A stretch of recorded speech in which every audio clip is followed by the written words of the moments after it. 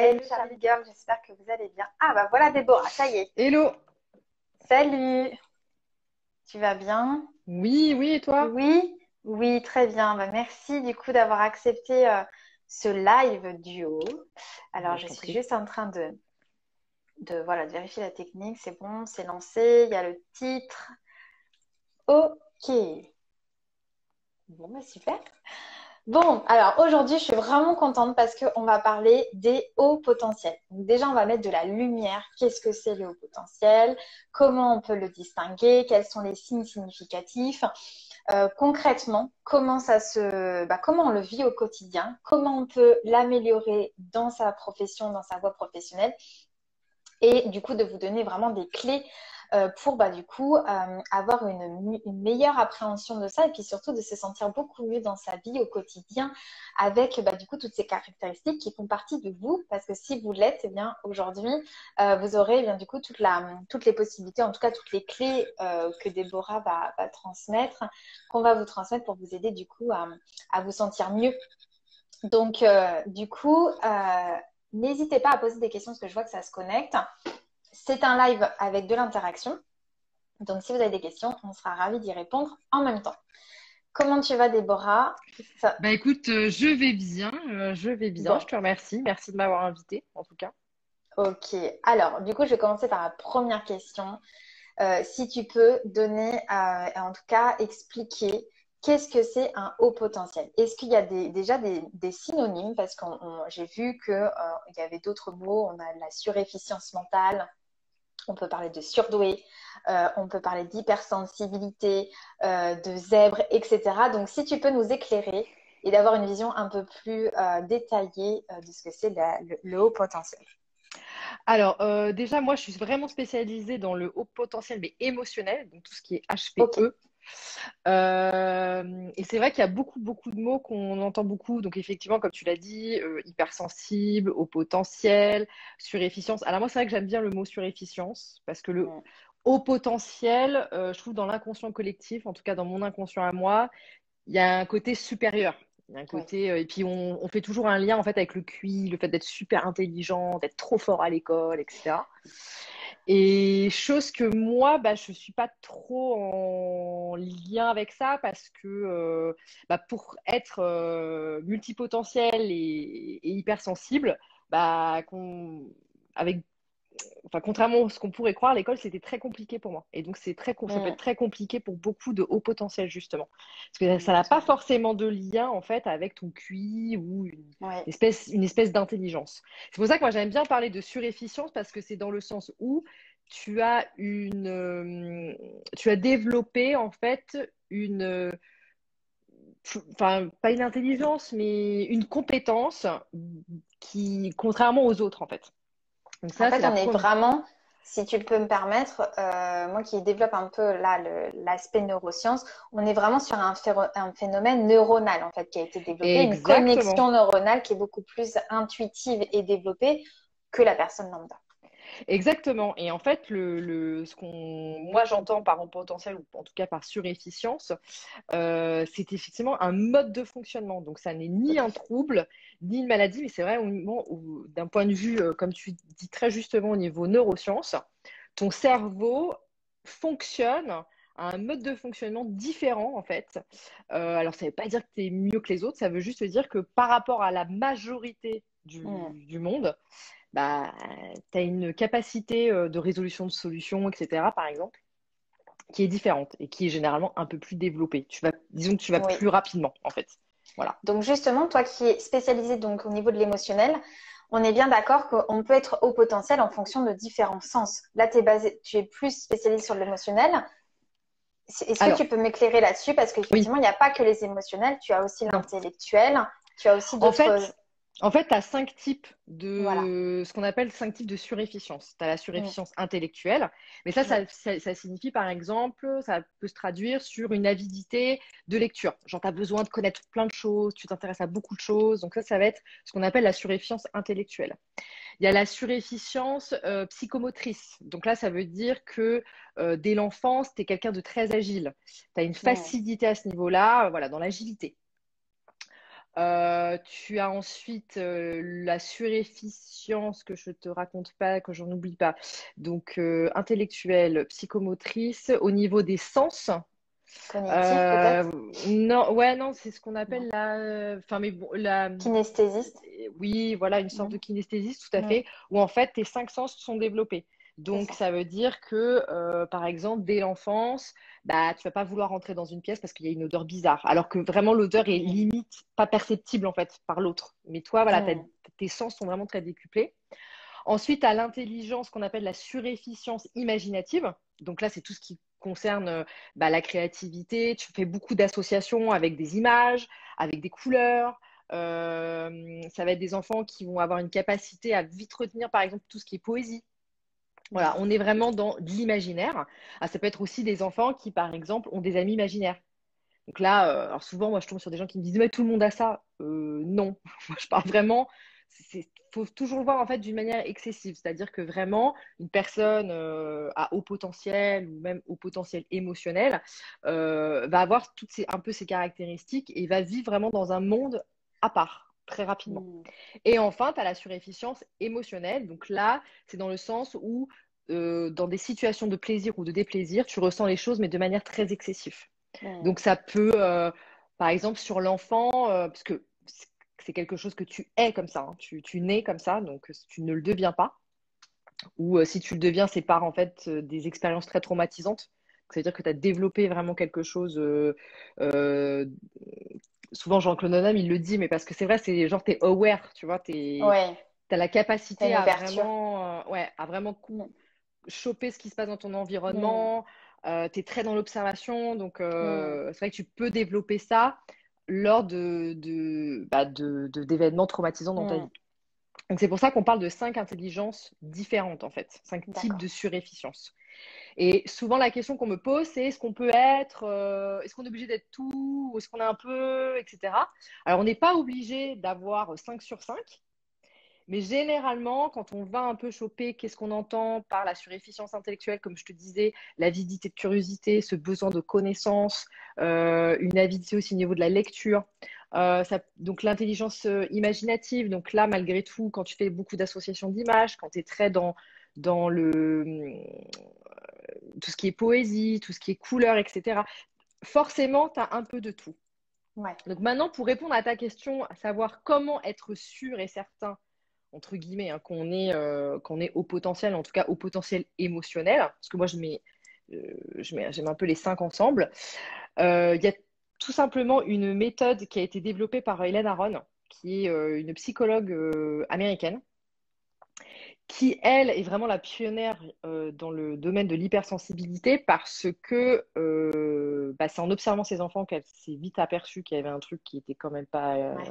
normal, entre guillemets. Et surtout, ces patients aussi venaient en fait avec les mêmes types de problématiques. Et c'est là-dessus qu'elle s'intéressait en fait à l'hypersensibilité. Donc, elle a mené les premières études dans les années 90. Mm. Donc, ça, c'est quand même encore très, très récent. Et donc, elle parle de la méthode TSEC. Donc, Mhm. la méthode TSEC, c'est en fait ces quatre caractéristiques qui vont vraiment t'aider à pouvoir identifier si tu fais partie de ces personnes hypersensibles ou en tout cas de ce qu'on appelle la surefficience de manière Mm. générale. Donc, il y a le T pour le traitement de l'information. C'est-à-dire que, là, ça veut dire quoi? C'est-à-dire que ton cerveau, dans son mode de fonctionnement, dans Mm. la manière dont tu vas traiter n'importe quelle information qui amène à toi, tu vas aller en profondeur. Donc, Mm. comment ça va se traduire? Bah, tu vas poser des questions ad vitam aeternam pour Mm. vraiment trouver et le sens et aller vraiment au plus profond des choses pour ne serait-ce que prendre tes propres décisions, en fait. Donc, le T. Le S pour tout ce qui est surstimulation. Donc là, c'est Ouais. super important parce que ça veut dire quoi? Ça veut dire que ces personnes-là, de manière générale, on est surstimulé par tout ce qui nous entoure. Par le chaud, par le froid, trop de Ouais. lumière, pas assez de lumière, le bruit, pas le bruit, les odeurs, pas les Mm. odeurs. Et ça, par exemple, comment ça peut se traduire? Donc, genre l'enfance, par exemple, ça peut se traduire que tu vas te retrouver en fait à faire des crises. Moi, c'est ce qui se passait en fait. Je faisais des crises de dingue en sortant de l'école.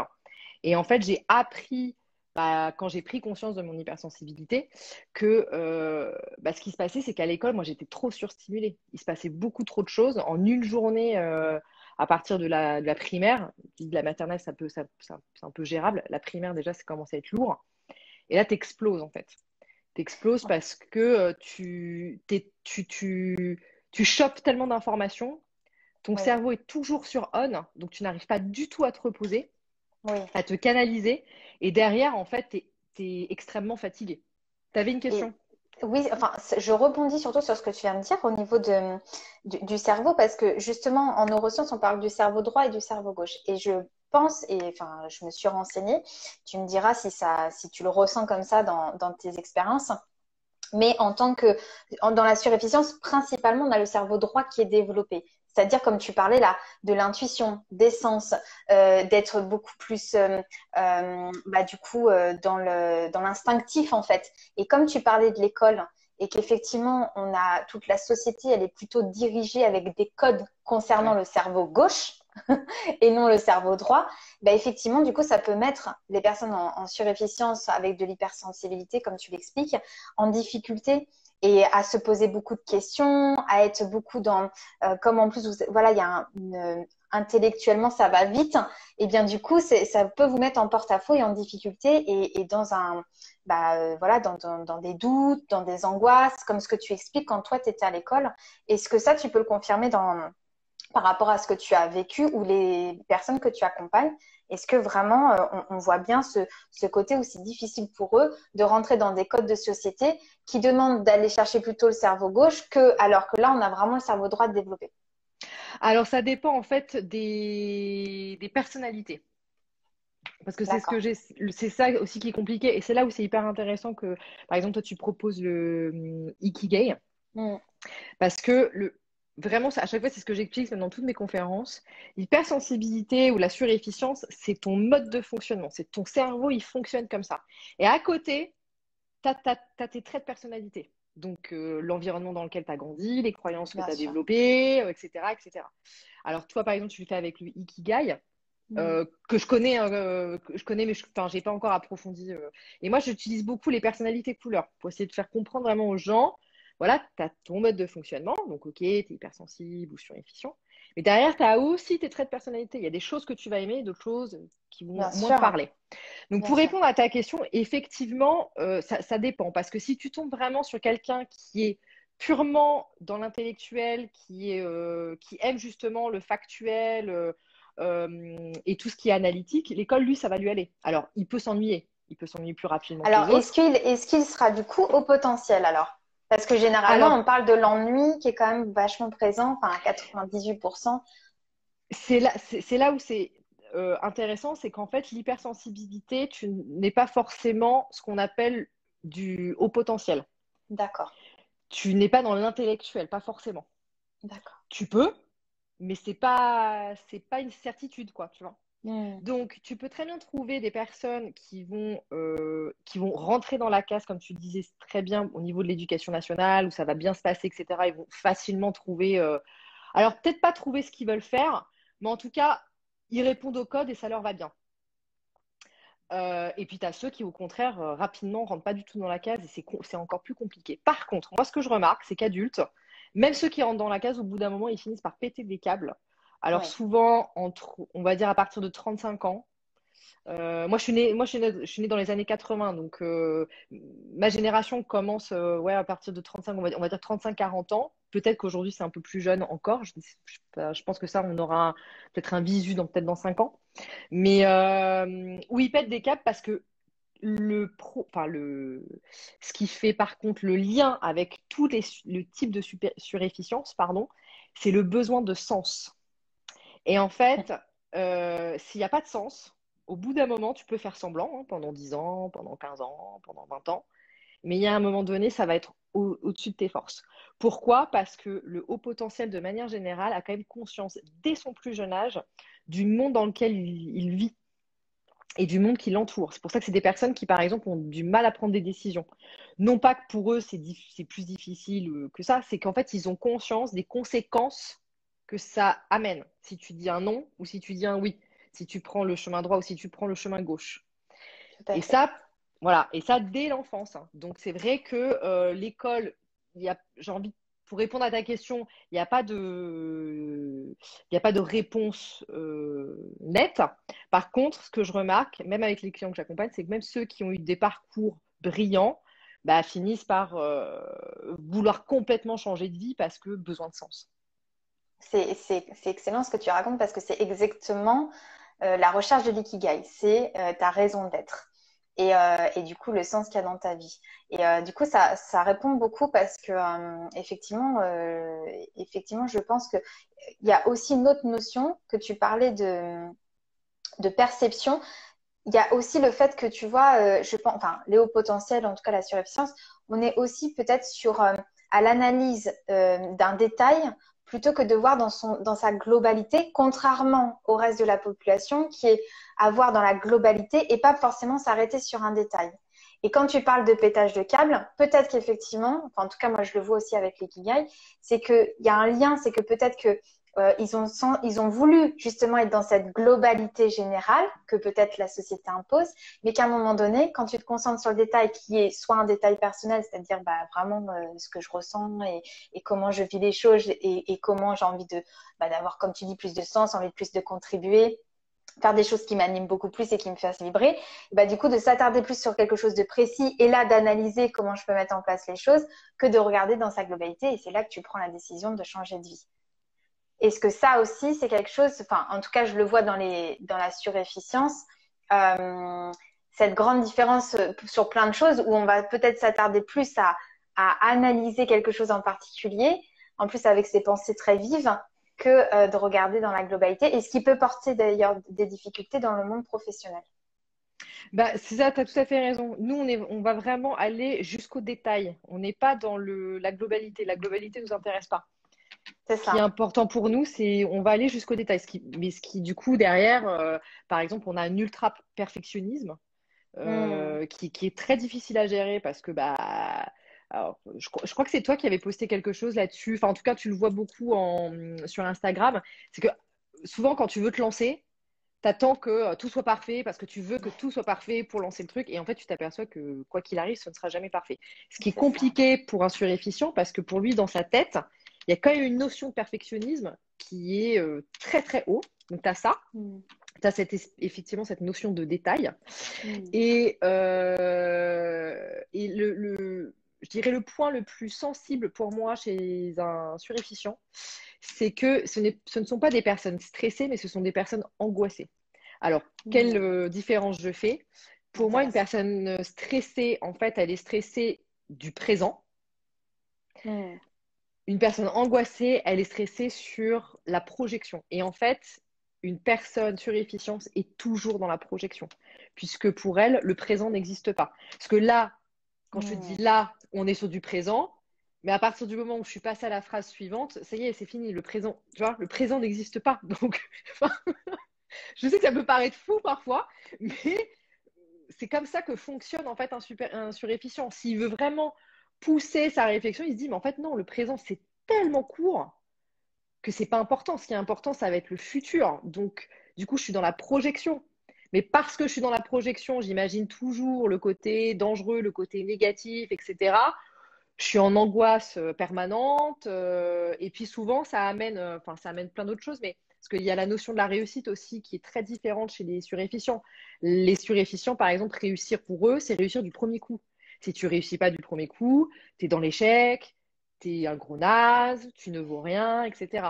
Alors, moi, c'est ce que j'appelle le sommet de l'Himalaya. En fait, c'est ce que j'explique même à mes coachés.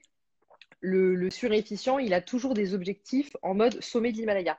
Parce qu'il sait au fond de lui qu'il est capable d'atteindre des résultats dans des temps très très courts. Il le sait. Le seul problème, c'est que tu dis oui, c'est vrai, mais c'est pas toujours possible. Donc, il y a un Hmm. moment donné, il faut savoir aussi se préparer. Et souvent, on a du mal à se préparer, en fait. Et quand tu arrives au bas de ta montagne, que tu regardes le sommet de l'Himalaya, tu te dis, ah merde, c'est quand même vachement plus haut que ce que j'imaginais et je vais me planter. Donc, du coup, qu'est-ce qu'on fait? On n'y va pas et là, on passe en mode procrastination. Donc, ça, c'est Hmm. des petites choses aussi, tu vois, qui sont très spécifiques à ce mode de fonctionnement. Et ça peut être compliqué même dès l'enfance, hein, parce que, comme je te dis, hein, c'est comme ça dès l'enfance. Et au niveau du travail, ouais, c'est compliqué parce que toujours ce besoin de toujours bien faire, de toujours aussi avoir besoin de montrer de quoi on est capable. C'est des personnes aussi qui ont énormément besoin de reconnaissance. C'est ça. Elles ont pas envie de décevoir, donc on est très dans l'affect, hein. Donc C'est ce que j'allais y venir en fait. Enfin, tu peux confirmer, mais je pense que voilà, c'est beaucoup plus dans tout ce qui est lié à l'émotion, donc l'affection, plutôt que du coup quelque chose qui va. Toi, je m'étais noté, voilà, lui faire confiance en fait, parce qu'on est beaucoup dans l'affectif avec cette personne-là. ah oui. Si tu lui donnes pas la confiance, du coup, c'est quelqu'un qu'après qui peut se remettre en doute, qui peut se remettre en question. Et du coup, qui va en fait, comme tu dis, un peu s'auto-saboter ou procrastiner et du coup se dire je suis pas capable et puis je vais arrêter.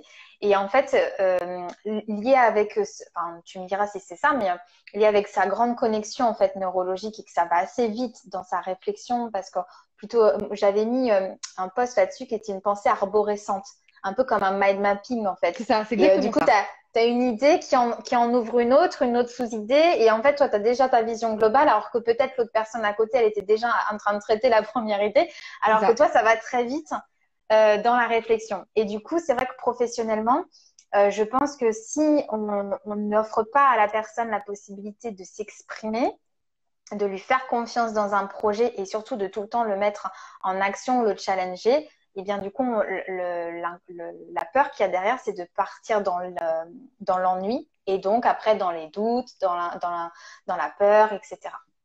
En fait, tu peux avoir ce type-là, tout à fait. Mm. Et puis, au contraire, parce que par exemple, les personnes hypersensibles aiment le challenge, mais le challenge pour elles-mêmes. D'accord. Quand tu es en mode, par exemple, le challenge en équipe, tout ça, ou être contre, entre guillemets, hein, tu vois, contre Mm. son autre collègue, faire mieux que le Ouais, collègue, etc., c'est quelque chose qui leur parle pas du tout. Parce qu'au contraire, il y a aussi une notion extrêmement importante chez les personnes sur l'efficience, c'est cette notion de justice. De justice, mm. et même, j'ai envie de dire, je vais aller plus C'est loin, vrai. d'équité. Oui, C'est même pas de l'égalité, c'est de l'équité. Et si t'as pas ça, c'est un truc pour nous, c'est pas trop compréhensible. Donc, moi, c'est ce que j'explique un peu aux managers quand j'interviens en entreprise. Les objectifs, c'est bien, mais il faut prendre en considération que enfin, tout le monde ne fonctionne pas en mode objectif d'équipe, quoi. c'est Il peut y avoir ça, du ouais. Mm. challenge personnel, etc. Pour les personnes sur efficient, je pense que ce qui est important déjà pour vraiment essayer de les aider, en tout cas via ce live et leur donner des premières réponses, c'est que déjà comprendre qu'elles ne sont pas toutes seules et qu'elles sont normales. Donc ça, c'est important. Et je pense que la deuxième chose qu'il faut vraiment, vraiment qu'ils essayent de mettre en place, c'est un temps de repos. En fait, comme je t'ai expliqué, le côté Mm. de surstimulation Mm. et cette pensée en arborescence qui, du coup, Mm. n'arrive pas à se stopper. Épuise Donc, aussi. complètement, parce que derrière aussi, ce sont souvent des personnes qui ont beaucoup de mal à s'endormir, donc pas Mm. forcément un sommeil réparateur, etc. Donc, enfin, tout ça fait que derrière, tu n'as pas non plus un super sommeil. Tu arrives le lundi, tu peux être déjà hyper tendu. Donc, l'idée, c'est de comprendre déjà ton type de fonctionnement et surtout de s'accorder des temps de repos. Donc, et ça, je sais qu'ils ont beaucoup, beaucoup de mal. Alors, surtout quand ils sont salariés dans une société, qui sont en mode, il faut que je montre que je suis bien, que machin, qu'on m'a fait confiance et tout. Mais comme je leur dis, il y a un moment donné, prendre 5 minutes dans ta journée, ça va pas te tuer. Mais je sais que c'est quelque chose Mm. qui peut être compliqué, hein. Et c'est Mm. vraiment s'accorder ça, des temps de pause Ouais, c'est pour important. t'accorder en fait ce moment, te dire, attends, tu mets ton cerveau sur pause, ne serait-ce que 5 minutes. Et derrière, en plus, tu sais que tu vas gagner en énergie et tu vas être beaucoup plus performant. Tu vas du coup répondre en fait à ton besoin de reconnaissance, etc., etc. Donc il y a ça. Et la troisième petit tips, parce qu'en plus toi aussi qui fais des neurosciences, tu sais comment ça fonctionne, mais il faut boire de l'eau. Il faut s'hydrater très régulièrement parce que ça permet justement à ton cerveau de se régénérer un peu et ça fait beaucoup, beaucoup de bien. Ouais. Et d'ailleurs, en parlant de ça, tu vois, je m'étais notée, en parlant de libérer justement les pensées, parler à haute voix, de libérer ses pensées à haute voix, qui permet en fait de rationaliser et de trier les pensées en fait. Ce qui permet d'éviter tu vois, d'être toujours dans ce truc, comme tu dis, Ouais, après d'être dans le doute, de se remettre en question, comme tu dis, d'après de voir la montagne et de te dire, oh là là, est-ce que je vais y arriver finalement? Puis du coup, j'arrête tout. Enfin voilà, peut-être de penser à haute voix pour libérer en fait cette saturation Alors tu mentale. peux, ouais, alors tu peux, ouais, c'est une très bonne idée, tu as ça. Moi, ce que je demande à chaque fois à mes coachés, c'est d'avoir leur cahier des émotions et qu'en fait, ils Ah oui. écrivent. En fait, ce que je leur dis, c'est, moi, je veux que vous dégueuliez toutes vos émotions. Donc, il n'y a Ouais. pas, on fait pas attention aux mots qu'on écrit, on fait pas attention à l'orthographe, on s'en fout complètement. Ça va être Oui. dans l'excès, mais L'idée, il faut vraiment le sortir, évacuer. évacuer Hmm. à mort. Et D'accord. souvent, et c'est vrai que les suréfficients, souvent, ont comme émotion quand même primaire qui est très très Hmm. présente, ça va être la colère. Pourquoi? Parce que bah, on vit quand même dans une société d'injustice et de frustration. Donc, tu te prends ça en tant que haut potentiel, la colère, elle anime quand même pas mal ta vie. Et souvent, j'ai remarqué que justement, on respectait pas, entre guillemets, assez la colère. On disait, ah, c'est pas bien d'être en colère, c'est pas joli, c'est pas beau, c'est pas machin, c'est pas bidule. Et en fait, je me dis, mais ça fait partie d'une émotion de base. C'est normal d'être en colère. Bien sûr. Et en fait, alors moi qui fais beaucoup de CNV, beaucoup de communication non violente, c'est prendre conscience que derrière chaque émotion, c'est un besoin qui n'est pas assouvi, qui est en train de s'exprimer en fait. Et donc, ce que j'explique, c'est qu'il faut absolument sortir cette colère. Donc, soit par l'écriture, soit si c'est Hmm. parler par haute voix, bah, tu parles par haute voix, soit c'est exprimer. Alors, moi, j'essaye aussi de les reconnecter aussi à leur créativité. Donc, exprimer cette colère, soit via le chant, via le Hmm. théâtre, via le dessin, enfin, de manière créative. Et alors, quelque chose qui marche super bien, mais vraiment pour tout le monde, c'est le coussin colère. Donc, c'est vraiment, mais taper à fond sur un Hmm. coussin spécialisé là-dessus. Genre, tu achètes un coussin où tu te dis, lui, c'est sûr, ça, je vais taper dedans. Ou sinon, tu fais de la boxe, comme moi. Et ça permet vraiment de lâcher prise. Et de ne pas garder ça pour soi. Parce qu'en fait, bah, ça peut paraître un peu bête à chaque fois, mais euh, on est émotion. Donc, Bien sûr. si tu n'exprimes Hmm. pas ton émotion, elle va te bouffer tôt ou tard. Hmm. Et c'est ce qui fait que justement, après, on se retrouve dans des états pas possibles, où on n'arrive plus du tout à gérer, où on Hmm. pète aussi des câbles, où on part en Bien sûr. burn-out, etc. C'est parce qu'en fait, tu n'as pas Hmm. écouté ton besoin, tu n'as pas exprimé tes émotions, et derrière, bah, ça déborde, ce qui est normal. Tout à fait. Bon, bah super. Alors, est-ce qu'il y a des questions? Je vois que Lydia qui est connectée. Lydia, si tu as des questions. Et puis, toutes les personnes du coup qui vont voir le replay, parce que souvent, des fois, et après, les questions peuvent venir après, bah, n'hésitez pas à les poser en commentaire et on pourra y répondre. Yes. Je voulais Également, juste, celles qui pardon, ne... Oui, vas-y. oui, je voulais juste terminer, tu sais, sur la méthode TSEC, on avait parlé du Bah traitement de justement, voilà, j'allais l'information. dire, pour celles qui veulent justement voilà, savoir si elles sont HP ou pas. Donc, c'est la méthode TSEC, donc juste donc le T pour le traitement de l'information profonde. Donc là, Hmm. c'est tu poses plein de questions, tu vas jusqu'au bout des choses, tu essaies de trouver Hmm. du sens surtout. Le S pour la surstimulation, le E pour tout ce qui est émotion, empathie. C'est-à-dire que D'accord. naturellement, tu as de l'empathie pour toi, donc tu arrives à ressentir facilement tes émotions, mais surtout, tu chopes les émotions des autres. Ce Hmm. qui peut être au début compliqué parce que justement, tu n'arrives pas à distinguer l'émotion qui t'appartient et celle qui ne t'appartient pas. Donc ça, c'est très... Et du coup, on en revient, tu vois, à ce qu'on disait tout à l'heure, comment ça peut aussi se décrire d'un point de vue comportemental. Et ben, on est très tourné sur des relations, on est dans le relationnel. Donc, comment tu peux le définir? Bah, ça va être, par exemple, moi, dès petite, il fallait que je m'entende bien avec mes profs pour bien travailler dans leur matière. Si ça passait pas, Hmm. il n'y a rien qui passait. Et donc, c'est pareil avec ton manager. Moi, si je tombe sur un Bien manager sûr. qui j'arrive pas à communiquer avec lui, il n'y a aucun lien qui se fait, je peux être Hmm. sûr que ça va partir en vrille. Donc, l'émotionnel, l'empathique et le S pour tout ce qui est sens. Voilà, les cinq sens. Donc, prendre conscience que ça peut être même perceptible, hein, mais voilà, il y a un tout petit bruit qui Oui, t'horripile. Il y a des domicile. odeurs, il y a des odeurs que Hmm. tu ne peux pas supporter. Il y a des goûts aussi. Moi, par exemple, j'aime pas du tout tout ce qui est fromage de chèvre et brebis. Vraiment, Hmm. ça me dégoûte. Bah, voilà, c'est de manière très développée, très entre guillemets excessif. Ouais. Et comment le savoir? De manière officielle, il n'y a pas de test. Oui, c'est Voilà, ça. le test n'existe absolument pas. Donc, si vous tombez sur des gens qui vous font passer un test payant, c'est bah, du bullshit. Donc, ne le faites pas. Hmm. Par contre, moi, j'ai mis en lien le test sur mon Instagram, le test d'Hélène Aron, donc pour adultes. Donc, si jamais vous avez envie de savoir, en gros, c'est des affirmations qui sont faites Mm. et tu réponds par oui, par non, parce qu'en fait, c'est via ces études qu'elle a pu euh, pas définir, mais qu'elle s'est dit, tiens, il y a quand même des comportements qui sont parlants chez tous mes patients hypersensibles. Ok, ça marche. Bon, bah du coup, allez-y si vous voulez voir un petit peu ce que ça donne.